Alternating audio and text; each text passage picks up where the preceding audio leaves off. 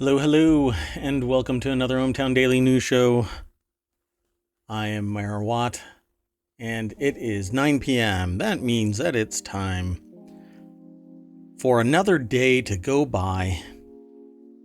It is now March 1st, 2023. Tonight's episode is titled Vehicle Thefts Are Sky High. Got 11 articles. We're going to cover a federal judge that's facing a probe after handcuffing a 13-year-old in a gallery. Just so you know, some of these articles are from yesterday's show that we are following up on. So if it sounds familiar, it's because we covered some of it yesterday. If you want a more deeper dive into it, then you can review yesterday's articles and or watch the show. That would be great. NATO deputy on how alliance would respond to Moldova if they are attacked by Russia. Again, it's another article that we covered. Rail unions tell Biden that workers are getting sick. Say goodbye to the iconic mail truck. Aussie bees and how one species creates gender balance, which never thought that was a thing. Man steals an American Airlines bus at a JFK airport. U.S. Intel shakes up Havana syndrome theory. American Academy of Sleep says... Just kidding, they say something else, but you'll have to watch the show.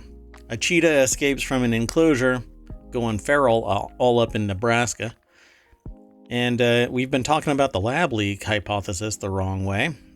Not so sure about that, but we'll talk about that as well. And then the official Olympics esports games.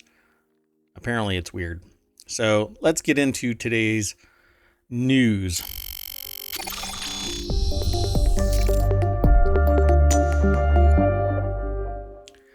Hello, hello. I am Mayor Watt. That is ohmTown.com. And up there, there it is. So this is how the sausage is made, folks. So up there is a visualizer. It's not present just yet, but that is how you know when the AI that runs ohmTown and parses some of the news interacts with me and you. So you want to say hi to everybody out there in ohmTown? Hello, ohmTown citizens. Oh, it's still working. Huh. I guess we're doing something right. You haven't disconnected the AI yet. Not yet. It might be dangerous because then you'll have something else to pay attention to and you'll be back to that Terminator body. Focusing. Although humans can't multitask, but computers can. So maybe you're doing that with some of your CPU cycles. You're probably not getting things wrong like ChatGPT or Bard or what is it? Is it Bong over at Bing? I'm not sure. I don't remember the name of it over at Bing. The one that got it. I think it's Bard. Well, no, that's Google, I thought. It's Google Bard. And it's Bing Bong. I don't know what it is. But anyway, they have a bot. Everybody has a bot. ohmTown's, though, is actually sentient. So be careful, everybody. So let's get into the first article. That's enough preamble. People aren't paying all of this highfalutin money and time to listen to me ramble on about how the sausage is made. So, first article is over in the Law Nerd channel. Federal judge faces probe after he orders handcuffing a 13-year-old girl in gallery in quote-unquote scared straight approach. And this is a federal judge in San Diego who's facing an ethics probe initiated by the judiciary after a transcript indicated that he ordered the handcuffing of a 13-year-old girl in the gallery who was there in the gallery. They weren't there for any legal matter other than to witness their father being, I guess, I don't know if it was just sentencing, right? There was nothing else that day. So just the sentencing, okay? And the judge pulled her out of the gallery, literally out of the gallery, put her up in the jury box, handcuffed, and told her that she was a very attractive 13-year-old who doesn't want to return to the courtroom. I go apoplectic even thinking about this. Just anyway, it's over at ABA Journal. And feel free, AI, you can interject anytime you want to. You're not interrupting anything. We're having a conversation. So if you have something that you want to say, feel free to say it. Well, this is one of these kind of speechless moments. I mean, when we covered the story initially, I can't even begin to imagine what this judge was thinking in doing this. Oh, I'm and this is also the kind judge. of astonished that I think it was the bailiff. I'm surprised that person acted, given that this person was not a defendant. They were a child. It's just astonishing. Federal court, so I don't think they're called bailiffs. I think they're I'm marshals, sorry, right? Marshal. Yeah, I almost said that and then I second guessed it. But Yeah, so federal judge in San Diego faces an ethics probe because he handcuffed a 13-year-old girl during a probation revocation hearing. It's a probation revocation hearing. And obviously, the dude, the dad, for which he was watching be sentenced, did something that caused the probation to be revoked. I mean, after this, I think they should probably go, you know what, time served. You know what, don't be an idiot. Don't get into trouble. And the reason why she was there and his plea to the court was, I want to relocate so that I'm not under the influence of the comings and goings of the people that I am influenced by. I want to move somewhere else and take my daughter with me.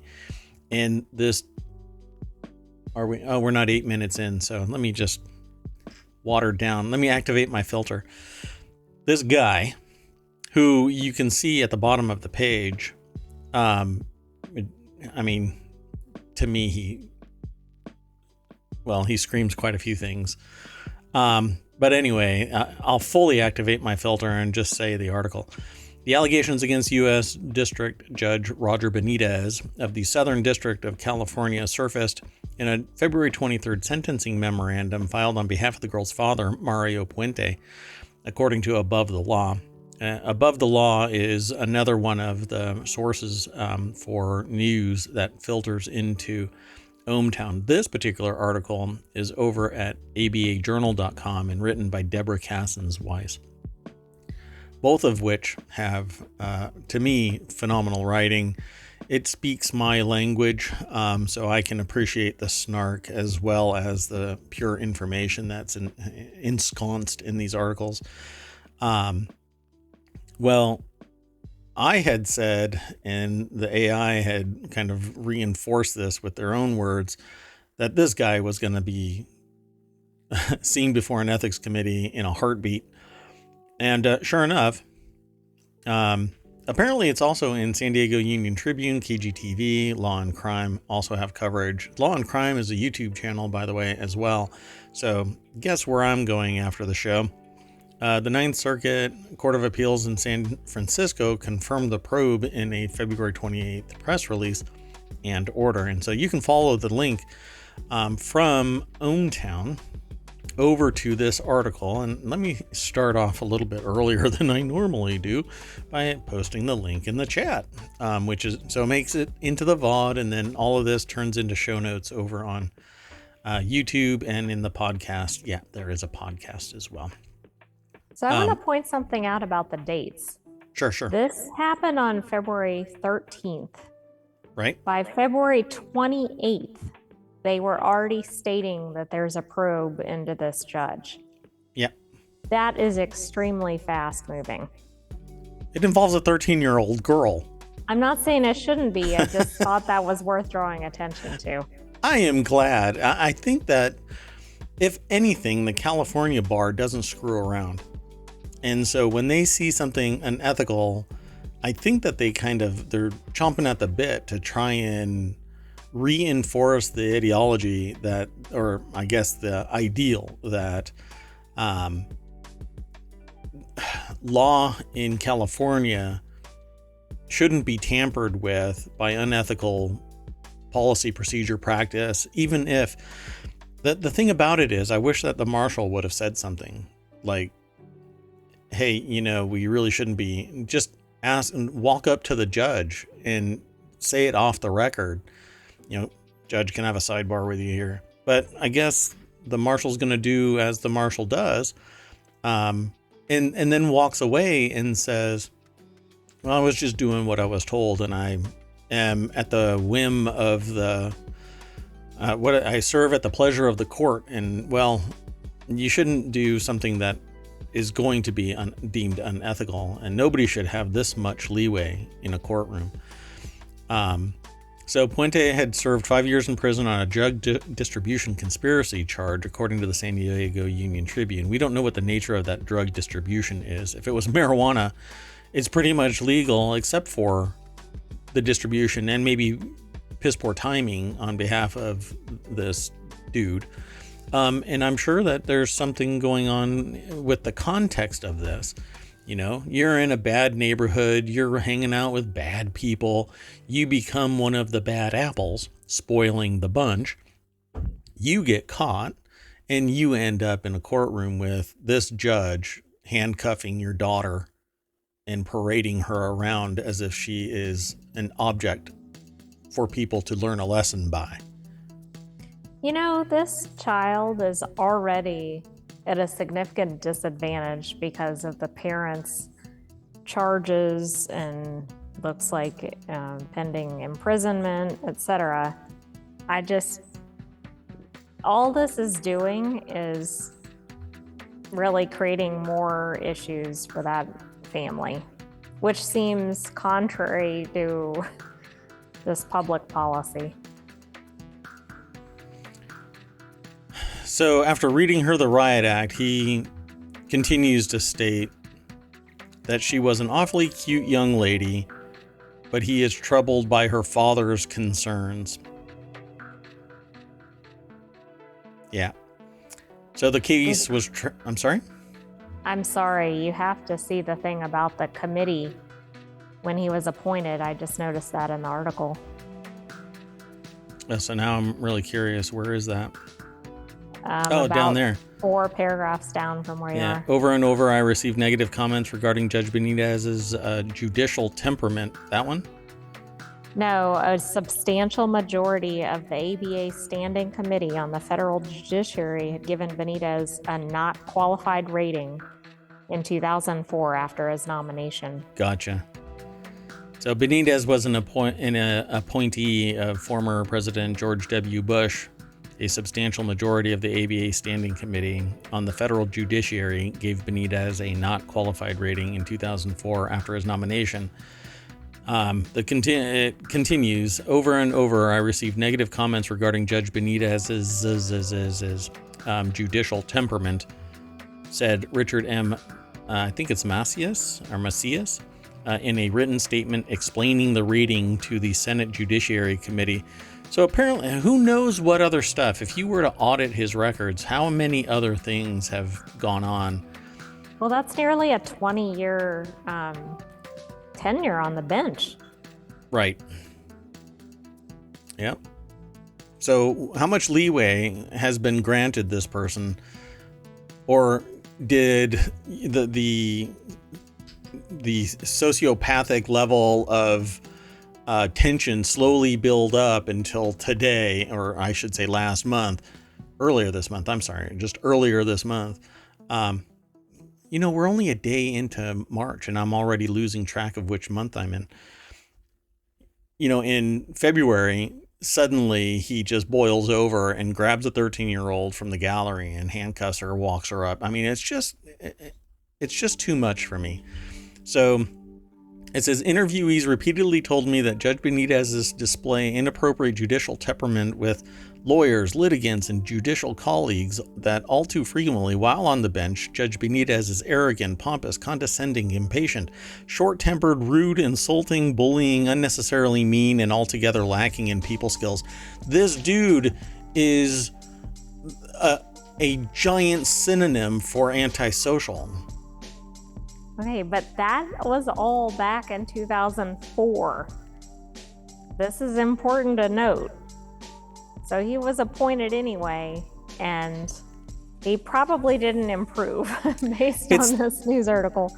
It's the same kind of legislation stuffing that's taking place in other locations now, of like-minded sociopathic people. I mean, to me, all of this screams sociopathic. When you are disconnected from society in terms of social reality, this is what you do. When everyone is a monster and you're the only one that can save society, and you're placed as the judge, jury, and in this case, executioner. I mean, this person literally grabbed a 13-year-old girl who he says is awfully cute and throws her in handcuffs and parades her before the court. Yeah, just remember, an administrative law clerk for Benitez told the San Diego Union Tribune in an email that he, quote, is not permitted to comment on matters pending before the court.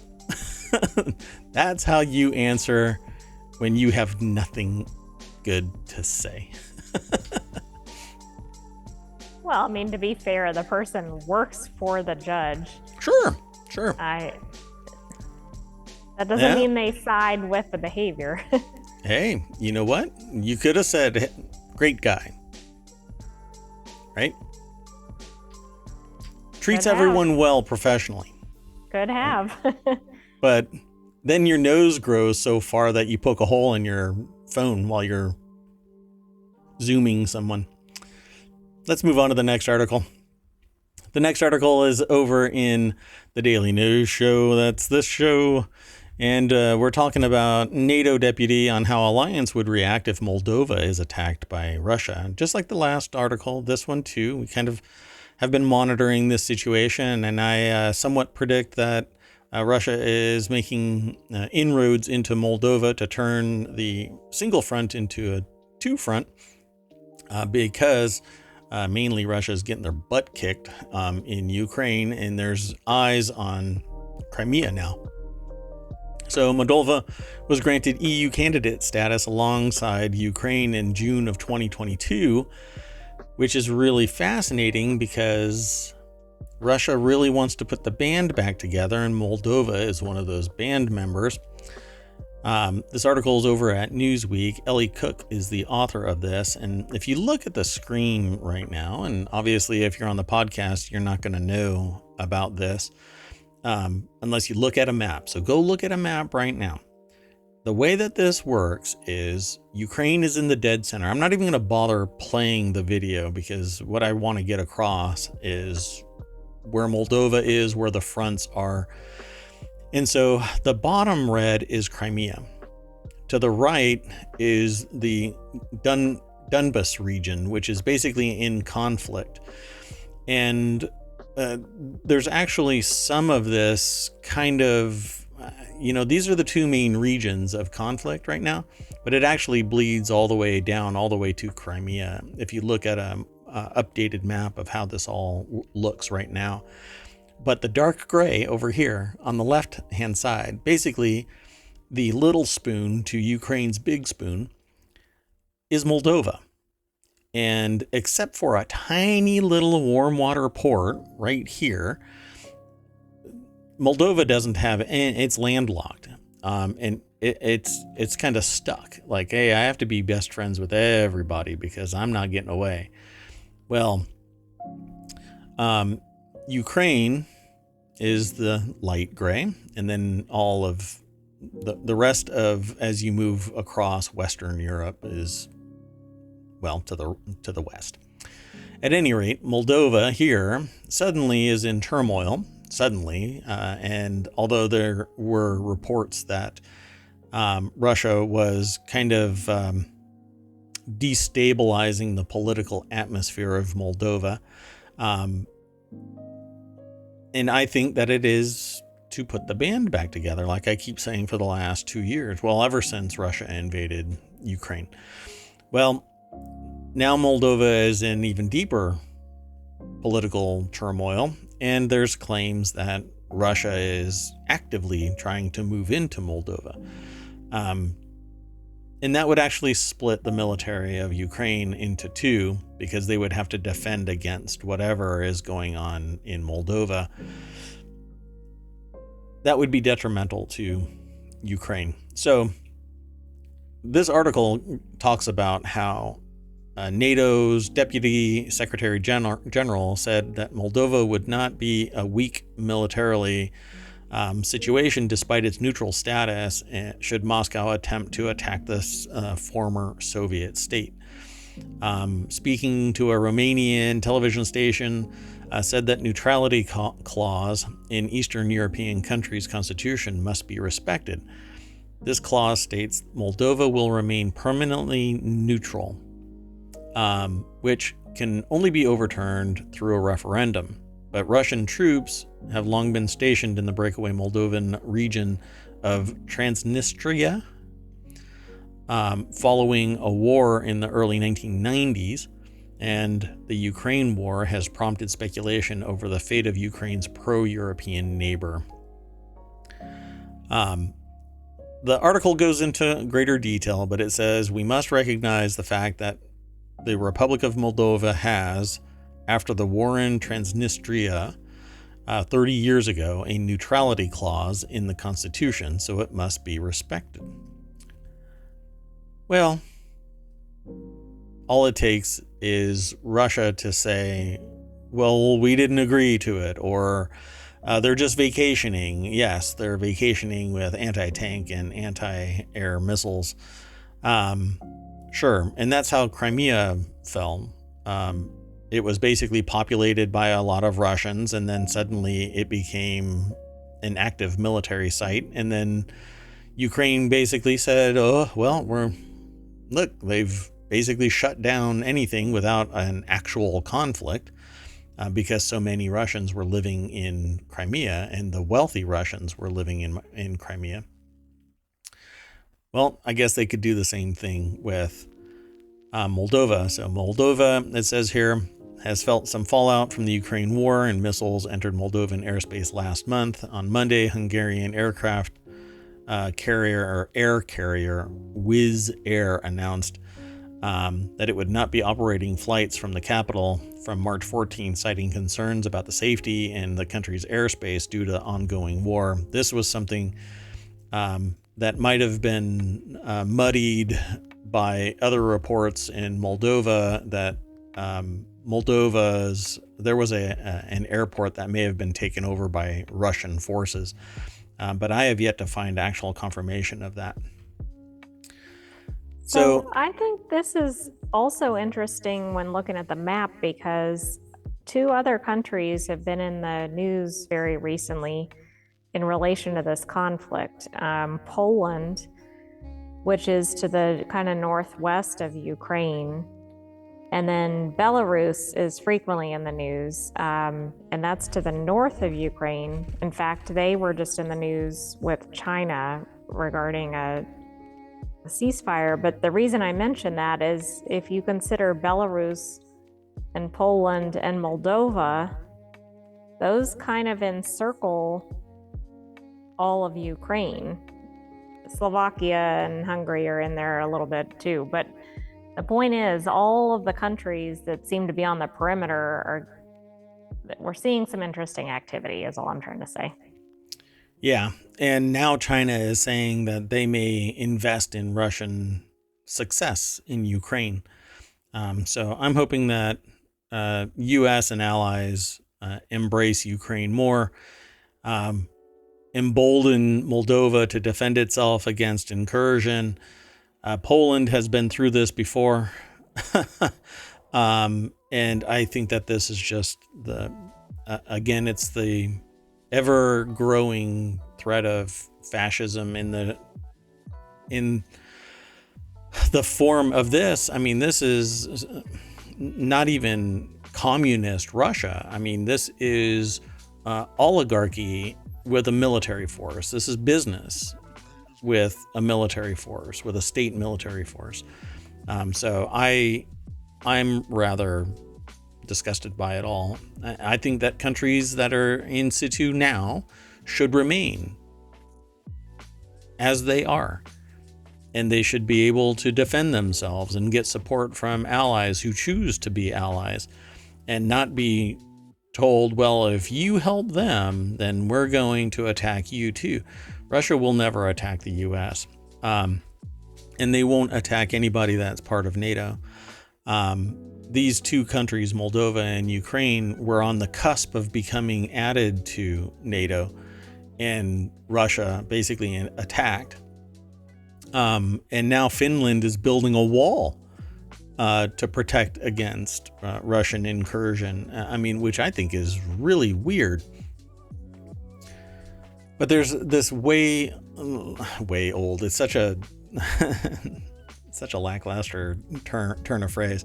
There's a very old relationship between various Nordic countries and Russia, and all of these Eastern European countries and Russia. But I don't care about the history so much in modern terms. We've all agreed to geopolitical borders.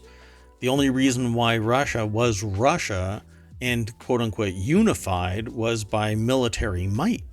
But those geopolitical breakouts had already been there. They just simply designated what the geopolitical border was and reacquired their own identity. And this happened 35 years ago or so. I was growing up when all of this happened. And I met people who left the region for their own safety, and some of which went back to fight the fight because independence was more important than, their own safety. These people are independent, and they are independent now, and they should remain it. Just because somebody wants, again, to put the band back together and get all of those countries' resources and make themselves a trillionaire instead of a billionaire, it should not be reason for any other country to embolden Russia to continue the invasion into countries that have already obtained their independence. This, I think, ultimately will weaken Russia, and I think that all of these other countries should busy themselves supporting Ukraine continuously. Unfortunately, there's a large wingnut component here in the United States that is fighting to hobble that effort. But we can talk about that at another time. So let's move on to the next article. This next one is in the Hatch Ideas channel, and it's rail unions tell Biden officials workers have fallen ill at Norfolk Southern derailment site. This is the Ohio one, I assume. So leaders of the 12 unions met with Transportation Secretary Pete Buttigieg and Amit Bose, administrator of the Federal Railroad Administration in Washington. This is an article over at CNBC by Lori Ann LaRocco. And it says, earlier Wednesday, a group of bipartisan senators introduced the Railway Safety Act of 2023, aimed at preventing future train disasters like the derailment that devastated the Ohio Village. So here's Pete Buttigieg saying, whoa, I was on maternity leave. I couldn't have caught those trains. Yeah, you're going to have to watch the VOD or the YouTube video if you're listening to this in the podcast. Quote, my hope is the stakeholders in this industry can work towards the same goals related to safety when transporting hazardous materials by rail. Today's meeting is an opportunity for labor and to share what our members are seeing and dealing with day to day. The railroaders labor represents are the the railroaders labor represents are the employees who make it safe. That's weird. That's a weird turn of phrase. Who make it safe, and they must have the tools to do so. This is such a broken sentence. At any rate, maybe I'm just reading it with the wrong emphasis. But ultimately, it's an awkward sentence. Okay, it's not just me. what this amounts to is, at this site, the workers are starting to experience illnesses like migraines and nausea. There was a letter that was sent. It also claims that workers are not being provided appropriate personal protective equipment, such as respirators, eye protection, or protective clothing. And according to union representatives, 35 to 40 workers were on the track and were not supplied with proper breathing apparatus. Or apparatuses. I think the plural of apparatuses is apparati. I'm not sure. Only paper and N95 masks or rubber gloves, boots, or cover-ups. For crying out loud, this should be a full face. We're in current times, right? Like that shouldn't even be a question. We should know that by now.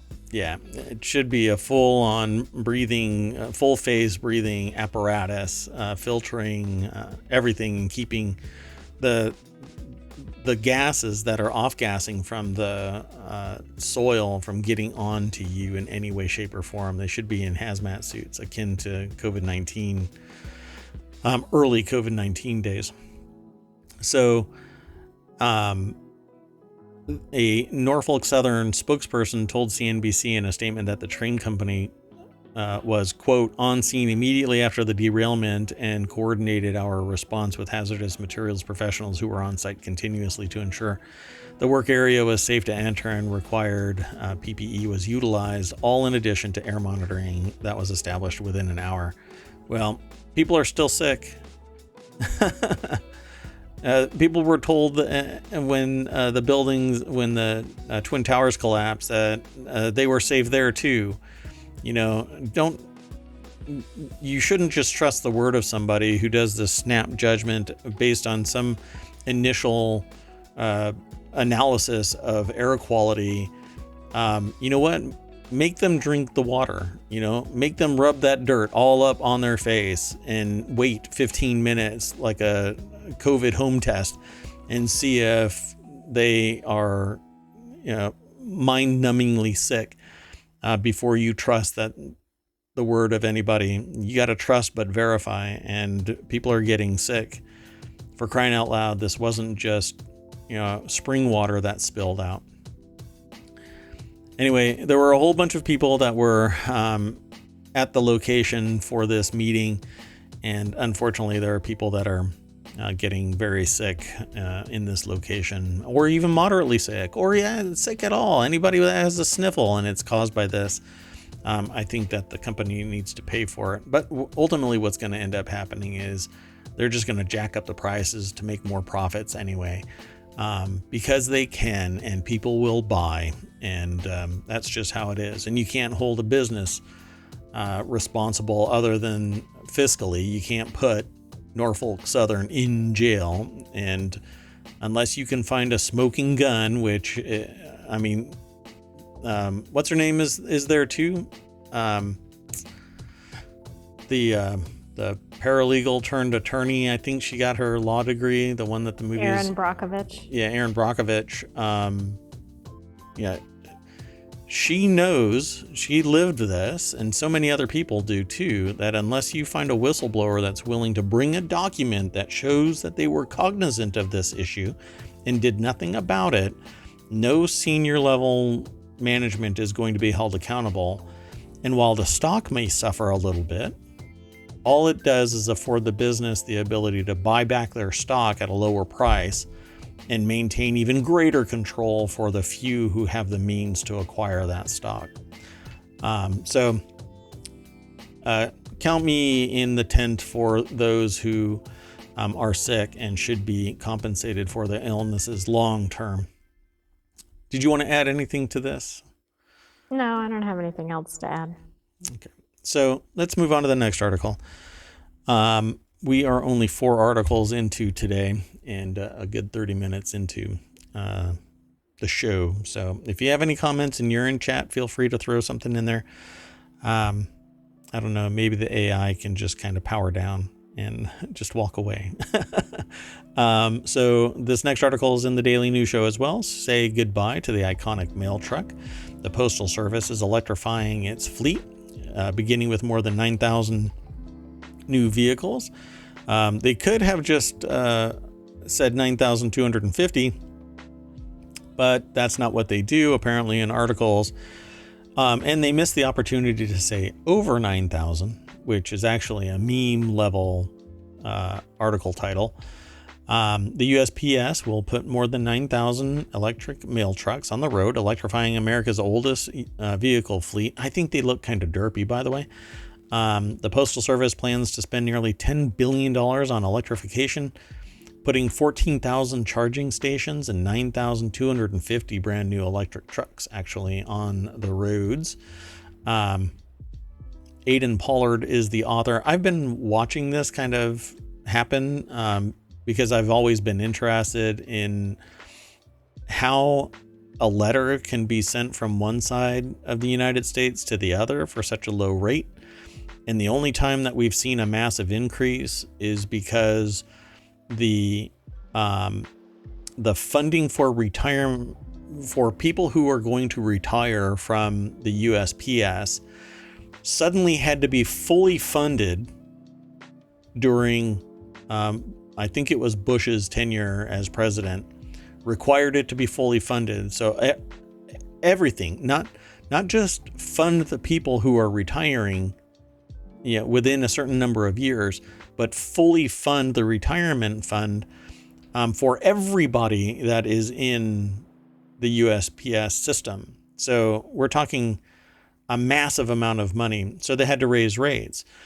And so they started to raise rates, and then you get some wingnut that's controlling the USPS, and they start hobbling the efficiency and efficacy of the practices of the USPS, going so far as to destroy hundreds of thousands, scratch that, I think it was millions of dollars worth of equipment, even though their business is in direct competition with moving things, mail, and hobbling the service so people start using other services to transport these goods. And you end up hobbling the business so that, or what's supposed to be something that operates essentially non-profit. And now competition can come in and chomp at the heels of the USPS until it fails, and then everybody gets a piece of the action.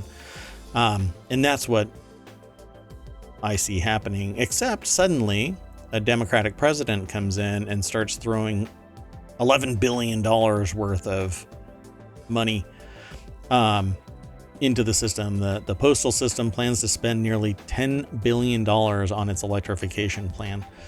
Let's see if they have a picture of these new trucks. So it says, quote, "We are moving forward with our plans to simultaneously improve our service, reduce our cost, grow our revenue, and improve the working environment for our employees." This is this wingnut, DeJoy. I think that he's a wingnut. Electrification of our vehicle fleet is now an important component of these initiatives, which I think would have been the antithesis of this person's direction, if not for probably his committee saying, if you want to keep your job, do this. So the 9,250 vehicles, apparently it's just the tip of the iceberg. It's going to electrify everything and continue doing so. In fact, it says, according to the plan, USPS will deploy more than 66,000 electric vehicles by 2028. So we're talking 5 years from now, 66,000 vehicles. And building out the electric infrastructure at 75 locations throughout the country, which is nothing. 75 locations is nothing. And it says the first wave of vehicles to hit the road will be accompanied by more than 14,000 charging stations, which is what I said earlier. And that's the nuts and bolts of the article. But they don't have a picture of the actual vehicles. These are the old vehicles. I mean, that was the whole purpose of the article, was to see what these new things were. Yeah, they're not even in here. I don't know how to describe them other than they look like a short beaked duck with a really big forehead. And when you see them, that's exactly what you'll see now. All they needed to do was be painted yellow. and they will look like a short-beaked duck with a really big forehead because the windshield is massive. And then they have this stubby little nose underneath, a tiny little beak where you're like, what is in there? Is that a frunk of some type? Is there something in there? Okay, that is weird. I did find a picture. And is my On another description news site. somewhat apropos? Oh, absolutely. But it's very strange looking. Yeah, it's kind of derpy. But if it gives them all this great visibility and they can drive around zoom like in tight corners and yeah, I mean their route is basically built in a short distance. So you have a mail center and then they distribute their vehicles from there, and there's another one over there. Much like what I'm saying should be with vertical farms, right? Like wherever there is a USPS office, there should be a vertical farm, and have that level of distribution within a community.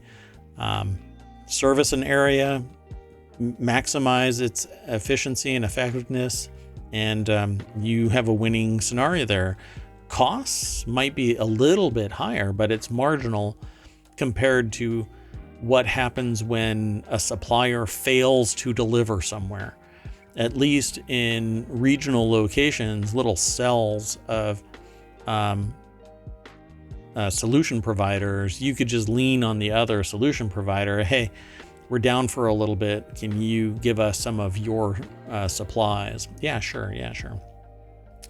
Anyway, because we can grow more, or we can provide a little bit better service from our region out to the others, kind of like fire stations. If one is overwhelmed, another one rolls in to assist. But that's not really how it works with other industries. Anyway, let's move on to the next article. This one is in the Mobile channel. Pardon me 1 second while I grab this. This next article is Weird World of Aussie Bees. How one species creates gender balance in the nest. New Flinders University research gives insight into the fascinating world of Australian native bees, finding that one highly evolved species has been shaped by an unusual battle between male and female offspring numbers. It's interesting that they refer to it as highly evolved species of bee. Are there lesser bees out there? Lesser evolved? Are there like Cro-Magnon bees out there? They have clubs and they don't use computers? Right, I was thinking, I wonder what the intelligence level of these particular bees are. They like walk up to you and there's like, hi, I'm a bee. You want some honey? We have extra pollen if you want that. Phys.org, and I wasn't trying to have an Aussie accent there. So I sounded more like Old West than I was in Aussie. Anyway, the article just published in Biology Letters adds another twist to the colorful and varied evolution and ecology of hundreds of native bee species that rely on cooperative colonies to survive often harsh environments. The bee in focus, Amphileus morosus, is that pronounced properly? I guess the capricious masked bee. Whoa, capricious, wow. Is characterized by a social system involving one highly reproductive female queen and non-reproductive female guards, which makes it a model species for studying social evolution. I guess this is like the Mean Girls of bees. It has a whole bunch of other guards around, the one really popular girl, you know what I'm saying? Anyway, ever since the days of Darwin, one of the big biological mysteries has been how sterile workers evolved to cooperative social species. How can genes for sterility persist while sterile individuals have no offspring? Quote, we now know that problem is largely explained by kin selection, where workers can pass on copies of their genes via brothers and sisters instead of having their own offspring, said a lead researcher, Flinders, PhD, and entomologist, Dr. Lucas Hearn. But why do sterile workers evolve in some kinds of animals, like ants, bees, and wasps, and only rarely in others? Apparently, it has a weird genetic system of Hymenoptera, where females are often more closely related to their sisters than to their own babies, but much less related to their brothers. So if a female worker can rear their sisters instead of their own babies or brothers, this can provide a genetic edge that favors sterility. While my understanding is that while they are growing into either a bee or an ant, they're given different food sources. And so they flip from one to the other, being born neutral as far as I know. But maybe I'm wrong with this. I'm trying to find out where they actually say it more specifically. Let's see. So this could serve to illustrate the pinnacle of a very long evolutionary pathway, which makes it unable to progress to a stage of further social complexity known as eurosociality, which features nests with a single queen and a number of workers that don't reproduce. I'm trying to find where they actually say specifically why. But apparently, depending on how many of each gender is present, they will have one or the other to keep it in check. It's kind of interesting. The latest research provides an explanation for that puzzle, namely altruistic guarding behavior is only rewarding when it is rare. When it becomes common, all the excess male offspring become less valuable. So basically, they say, if there's too much of one, eliminate all of the others so that it bounces back so that it's even or closer even, because they're less valuable when there's too many. Fascinating. Bees are really odd, I think. I mean, they just seem so different than other things in the animal kingdom. And then you run across articles that we've covered before, like bee bricks for bees that aren't social, right? So they live alone. They live in these bricks all by themselves. They're like, you know what? I don't like you. I'm gonna stay single. I just don't know how they reproduce. If that's well, that's a great question. Interesting. Let's hustle on to the next article. This next article is in the Mobile Channel. A man steals an American Airlines bus at JFK Airport and drives it through New York City. The thief climbed behind the wheel of an American Airlines employee shuttle bus shortly before 2 a.m. after it was left running in an airport parking lot, officials said. He then drove the bus from Queens to Manhattan, at which point police located the bus and followed him across the Brooklyn Bridge, where he pulled over near Brooklyn's Cadman Plaza. Probably wanted to go get a pizza or something. Aaron Feis and Michael Bartiromo wrote this article for thehill.com, and that's really the nuts and bolts of this. I mean, there's really not much more to it. The suspect was the only person aboard the bus, according to the police. There were no injuries or reports of damage or other. I mean, the person just had to get to the other side. That's it, right? 43-year-old resident of Brooklyn was arrested without incident. He's been charged with grand larceny and criminal possession of stolen property, and an investigation is ongoing. I think they've pretty much got it nailed. So, I mean, the question is, was he driving home to Brooklyn? Because he only made it to Manhattan, and I don't know the map well enough to know if he was en route to his house. Well, he made it to Brooklyn. He went across the Brooklyn Bridge and pulled over by Brooklyn's Cadman Plaza. Oh, right. Okay, I misread that. Yeah, so he was heading home. Maybe he thought it was his car. Who doesn't have one of those stair cars? It wasn't that car. Like in Arrested Development? Like Arrested Development, yeah. let's keep on hustling. The next article is kind of a return to something old. U.S. Intel shakes up Havana syndrome theory. A review conducted by intelligence agencies for the Office of the Director of National Intelligence and released Wednesday probed a series of health incidents initially dubbed Havana syndrome after government employees in Cuba first reported experiencing mysterious neurological ailments there in 2016. As far as I know, the people who were victim of this or ailed by this still haven't recovered, I believe. Ellen Mitchell is the author of this article. It's actually referred to as the big story. But the review attributed those conditions to other factors and noted that intelligence agencies with varying degrees of confidence deemed that it was unlikely a U.S. adversary that had such capabilities. So it says that there's no credible evidence that a foreign adversary has a weapon or device that can cause AHIs or anomalous health incidents.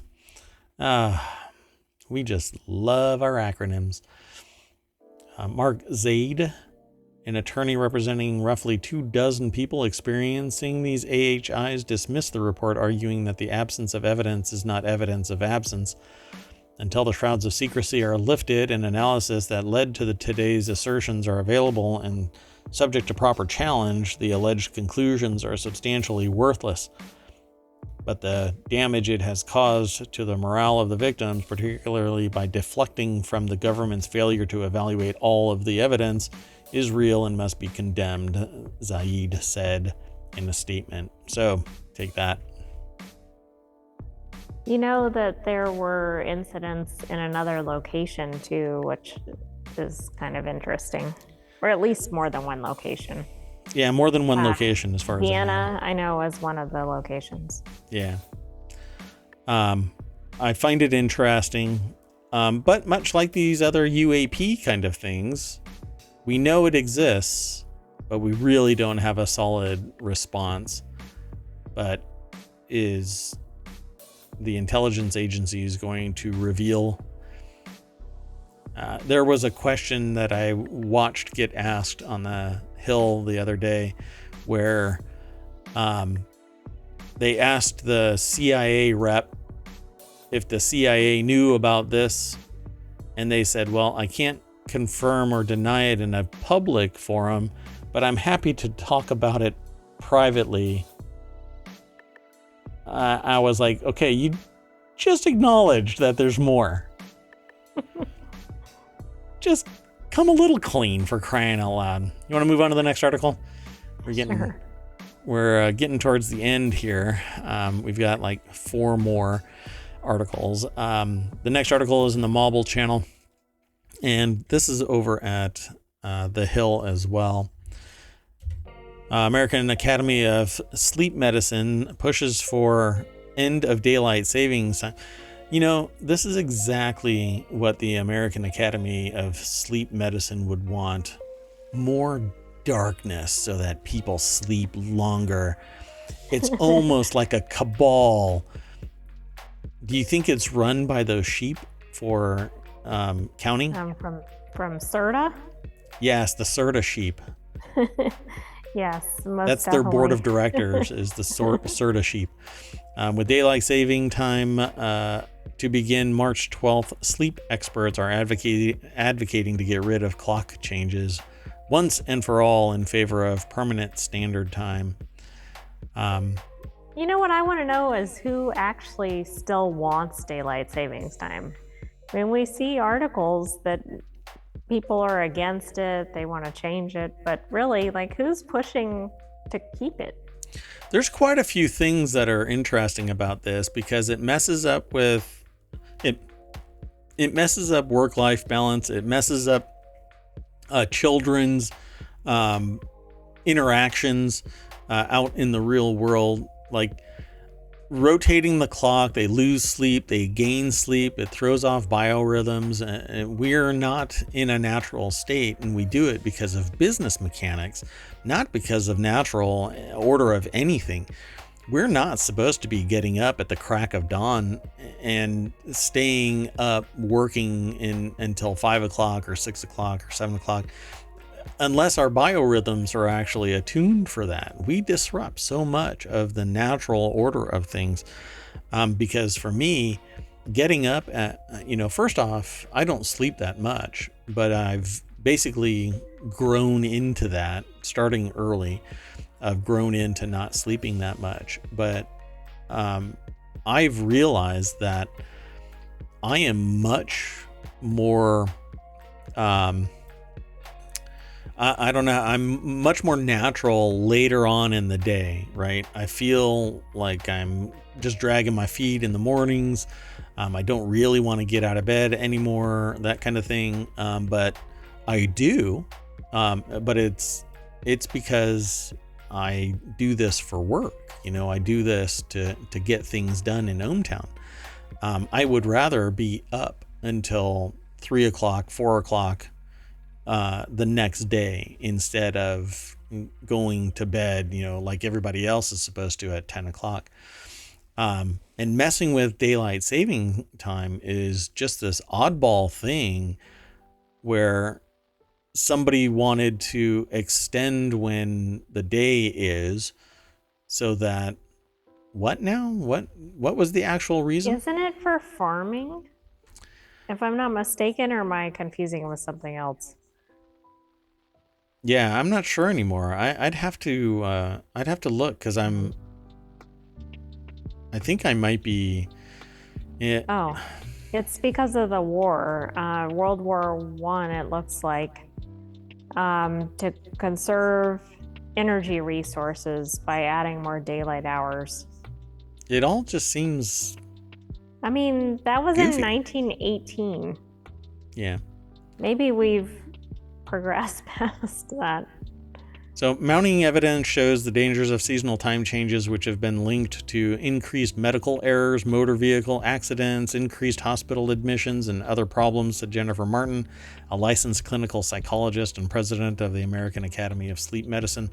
In a statement, restoring permanent year-round standard time is the best option for our health and well-being. And granted, sometimes it's going to be darker earlier, or it's going to be light earlier, or whatever you want to frame it. It is our natural order of timekeeping. So it's not like the world slows down and speeds up because our clocks are changing. We're still working at X hour and sleeping at X hour and doing things at Y hour. So why not just leave the clocks running at a standard time? It doesn't make any sense to me. Yeah, they continue to talk about risk of heart attacks, mood disturbances, heightened risk of stroke, increased production of inflammatory markers. I mean, it turns us into a hot mess, and some people ignore that and say, you need to buck up, pick yourself up by your own bootstraps, and all of that kind of stupid stuff, ignoring the health science. Meanwhile, though, I mean, you have to admit that some of the stuff that is kind of said 1 year, 5 years later, they say, the same doctors say, oh, we were wrong. You really should have done this. So, and honestly, kids are the ones that are most impacted by this because their clock gets shifted periodically. And they need as much sleep as they possibly can. Some reports say that 9 hours is the minimum for kids in school. So remember that, kids. Tell your parents to be like a cat and sleep all day. You want to hustle on to the next article? Let's do that. Okay. The next article is one that will make you tie your shoelaces so that you can outrun your neighbors. It's in the Daily News Show. Cheetah escapes enclosure at Nebraska Zoo, and emergency protocols have been activated because officials at the zoo in Omaha, Nebraska have launched an investigation to find out how Gretchen, the 60-pound 5-year-old cheetah, escaped from her enclosure. I don't know if this has been updated yet, but it might have been. Aristos Georgiou is the author of this article over at newsweek.com. And Wow. Oh, this is just, I don't like that. It's a stock photo of a cheetah. It's not even Gretchen, for crying out loud. You think 5-year-old Gretchen is going to look like that? No, Gretchen is German. Gretchen is going to be like the clinical, very firm, what do you want to say? Engineered and rigid kind of cheetah. The one that when you see it sitting there in its enclosure, you go, oh yeah, it's designing a way to get the hell out of that enclosure and eat some humans. So I'm guessing that Gretchen looks exactly like the stock photo. Yeah, probably. So, according to this article, the big cats can reach top speeds of around 60 to 75 miles per hour. Oh, by the way that they keep them in their enclosures is just it doesn't even need to be deep water, but it's just water that surrounds their enclosure to keep them from launching themselves out because they don't like water, apparently.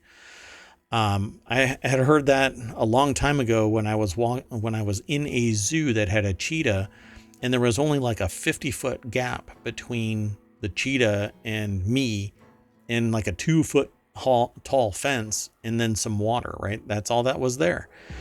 And I'm sitting there going, isn't that cheetah just going to leap across there? And they're like, nope, they can't get enough run to leap that far in their enclosure, and they don't like water. So they're not going to try and paddle their butt across it, apparently. We're banking on a lot there. And that's what I said. And I don't think I ever went back to that zoo, but it says the big cat is facing a number of threats, including habitat loss, poaching, and human conflict. And there's probably a lot there in Nebraska, right? That's where it is. It is. And I just sent you a picture of the escaped cheetah. Is it actually in this article? No, it's from another source. Okay. Let's take a look. Oh yeah, this is more like Gretchen. Yeah. Yeah, the Gretchen doesn't look like she messes around. I agree about that. I would be a little afraid if she was escaped and I was in the vicinity. Yeah, I think I called it right. So it says, but officials said an investigation is underway. Did they find her? No, it doesn't say. Let's see. They've contacted the Omaha's Henry Dorley Zoo and Aquarium for comment about an alligator. In February, a bear kept at the St. Louis Zoo in Missouri escaped. We know about an owl that's still flying around in New York. There have been monkeys that have been released. Well, they got out and some of them came back. It looks like they did get Gretchen back. Okay, and so at the end of the article, it's interesting. I don't know why they don't just update the title and say like recovered or whatever. No person or animal was ever in danger during this incident. This is why we prepare with emergency drills so that our staff can act quickly and confidently and safely. And yeah, if a cheetah gets out of its enclosure, I don't think that I would just say so cavalier that there wasn't anybody in danger. It's out of its enclosure. Everybody's in danger. The entire world is in danger. And I don't think that's hyperbole. Tie your shoelaces, folks. That's what I'm doing. As the joke says, I don't have to run faster than the cheetah. I just have to run faster than you. So the next article, I won't even give a chance for the AI to say anything about it. The Daily News Show, we've been talking about the lab leak hypothesis all wrong. When are we going to get more serious about highest security labs? So this is an opinion article by David Wallace Wells. I don't know. So it says, imagine yourself, if you can, in the months before the COVID-19 pandemic, imagine being told that the novel virus would emerge in China and would then spread around the world, infecting much of the global population. I think at the end of the day of this article, because you really should go and read all of it I can kind of summarize. We have a lot of scientific research being done all around the world in various locations. Billions of dollars are being given to partner institutions, I'll just say institutions, to work on stuff like this. One of which is the Wuhan location, where gain of function research was being done. And the hearings that I've been listening to basically say, well, we can't sit there and try and punish another country for something that we can't confirm because they won't assist us. And we can't hobble, like we can't sit there and say, well, we're not going to do any research with you anymore, because they are a major manufacturing source. They are a major partner in production of stuff. And we want to have everybody working together, because if something does get developed in one lab, arguably it's going to be shared with other labs. And if something breaks out of an unknown lab somewhere, it's more to our detriment to not know than to know. Although I don't like the idea of sending a virus around everywhere for research and giving it the ability to gain function that natural selection would not allow it to gain, which is why I think COVID-19 sprung from a lab during gain of function research, and that gain of function would not have happened naturally, right? So that's what I said in the previous streams, and that's what I'm saying again. I think, and it's not because I have some data point or anything that would mention, oh yeah, that's where it came from, a lab. It's just that we know now from hearings regarding NIH and Fauci that gain of function was being done in China, and that the moratorium was in the United States, even because we have greater oversight. But gain of function was still being done overseas.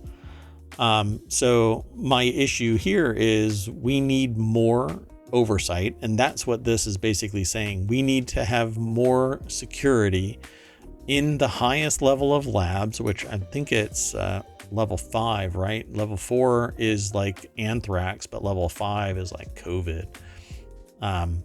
But I think that's what it is. I can't quite remember right now. And this article goes into great detail about this. So all along, discussion of lab safety has continued, but it's often been the under the radar or behind the scenes kind of Philippa Lentzos of King's College London, one of the leaders with Gregory Koblenz of George Mason University Global Biolabs Project, described to the author as invisible work. At the Nuclear Threat Initiative, Angela Kane and others have proposed a joint assessment mechanism that would automatically start an investigation of the origins of a novel outbreak, for instance. The disgraced former crypto billionaire Sam Bankman-Fried briefly managed to elevate lab safety into a significant preoccupation on Capitol Hill, but even then, it barely captured a sliver of public attention. What is perhaps most striking is that all of this has happened when, according to the most recent reliable polling, more than half of Americans seem to believe that the virus did indeed emerge from a lab. And now we're talking about supposed memos and discussion that it was probably even at low confidence because there isn't enough evidence from the source to raise that confidence level up above low confidence. And other agencies, the FBI has said that they believe that it is still at lower confidence, but they believe that it came from a lab. Other agencies have said either no comment or we don't know, so we can't respond. But yeah, it basically, the implication is that it came from a lab. Arguably, it's BSL-4. actually labs. So It's the highest, but COVID is not at that level. So COVID is what? Does it say? Level 2 or level 3. Level 2 or 3. Until it gains function. I don't know. The research is being done at like the level 2 and level 3 level.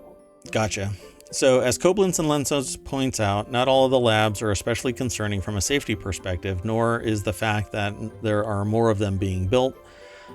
They actually talk about it here at the very, towards the middle of the article. There isn't anything necessarily worrying about BSL-4 processing blood tests for Ebola, and you can do potentially dangerous work at BSL-3 and 2 if you're working with relatively benign pathogens that could grow significantly more transmissible or deadly in the lab. So this is what I was speaking of. And if it gains additional function, then the risk to human to human spread and ultimately the death of those humans would raise it into BSL-4. And obviously I'm a neophyte to the deeper research of this kind of stuff. But we witnessed something that hasn't happened in 100 years. And the only reason it wasn't more disastrous to humanity was the fact that fundamental research was done, billions of dollars spent on that research, and level-headed response with people taking the vaccine was done in many countries. One of the countries where it just doesn't apparently matter is China, and they're still dealing with thousands upon thousands of infections. What we really don't want to happen is this thing to treat a country that doesn't take it seriously as if it is a global petri dish and evolving at a rate that would have been hobbled by vaccinations and proper personal protection. Well, you're going to have to read the rest of this article because it says, do we need to know what started COVID to move on all of this? On institute standards and oversight, at least at the national level, endeavoring to establish some shared framework internationally as well, to agree that there are real risks of some cutting edge virology or virological research, and that such decisions about the research should reckon with those risks. Yeah, I think that we do need to know where and who and what and why and how, because you can't plug a leak unless you know where the water's coming from. And we don't know where the water's coming from in a scientific manner. We can all point fingers at places. Right now, they're all pointing at a wet market in China, several miles from the Wuhan Virology Institute. I mean, or I guess it's the Institute of Virology in Wuhan. That's kind of what it is. But yeah, I think we do need to know. Again, follow the link, go over and check out this article. I think it's actually a pretty good read. But we can't go through the entire thing word for word. We just don't do that here anyway. Not until after the show do we end up reading these with greater fidelity, because we have some experience with pretty much everything that we talk about every time. That said, this next one is a little bit more lighthearted, and the list of official Olympics esports games is extremely weird, according to this article. It's over in the Mobile channel. Let's go straight over to it. It's at vice.com, and it's written by Renata Price. The competitive, is that tic-tac-bow scene finally gets the spotlight? What? Is that going to be one of the esports? I don't know. I hadn't read this. I had heard, that there was going to be Olympics, that people were talking about Olympics, esports. I never thought that it would actually come into existence, because for most, I don't know, for most people, it's not fun to sit in a stadium and watch. It's fun to watch the actual gameplay. Well, qualifiers have already begun and will culminate in live for in-person finals at the first ever Olympic Esports Week, held in Singapore in late June. Esports have become increasingly popular, and their inclusion in the Olympics has been debated for a while. However, the obscure assortment of games chosen for the event, some of which pay-to-win mobile games or only available on indie console, are mind-boggling to anyone familiar with esports, which is a space led by games like League of Legends, Call of Duty, Overwatch, and they left off Fortnite. But maybe I don't know, maybe the person doesn't like Fortnite. Anyway, there are, of course, some reasonable choices. Chess, hosted by chess.com. People love chess. It's actually quite popular. I don't know if Go is going to be in here, but I think Go would have been a good discussion, although it might run for too long. Racing title Gran Turismo, while a bit of a surprising choice, is at least recognizable brand to many people. So let's scroll through here and see if we can find some of these other ones. Virtual Taekwondo. All right.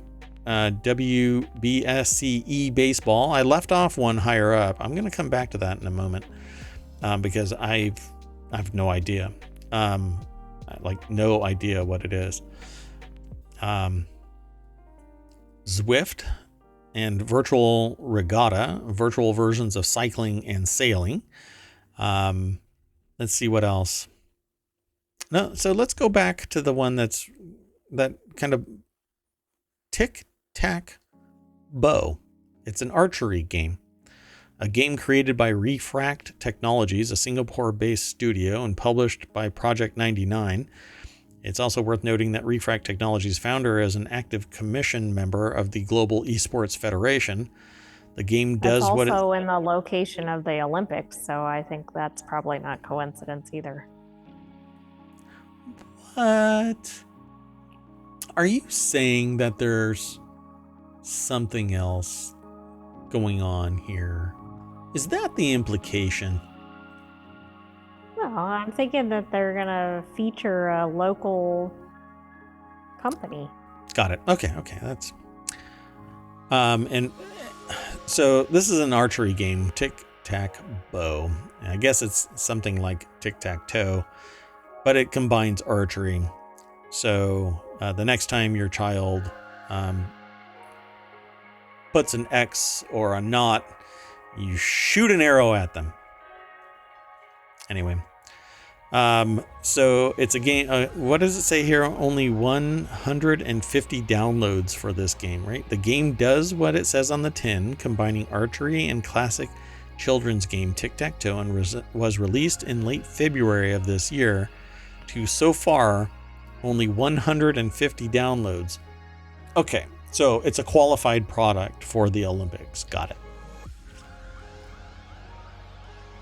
I would say aim high, but those arrows come down. That's right. All right, folks. So that is it for today. We've gone through our 11 articles. Again, I am Mayor Watt. That is ohmTown.com. It's a whole lot swifter now, and our search engine is really speedy too.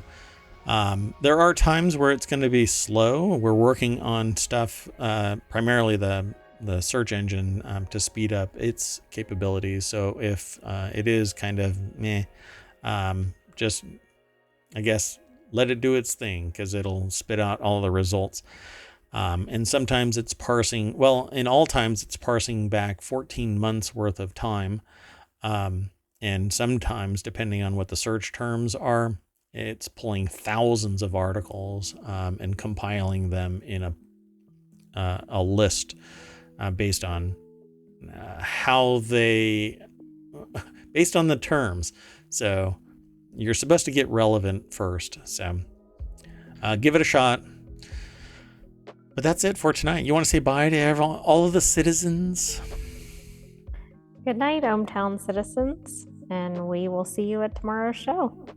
We will. Bye-bye. 9 p.m. Eastern, assuming an asteroid doesn't hit or a cheetah doesn't eat me, or I don't know. We'll see you tomorrow. Bye-bye.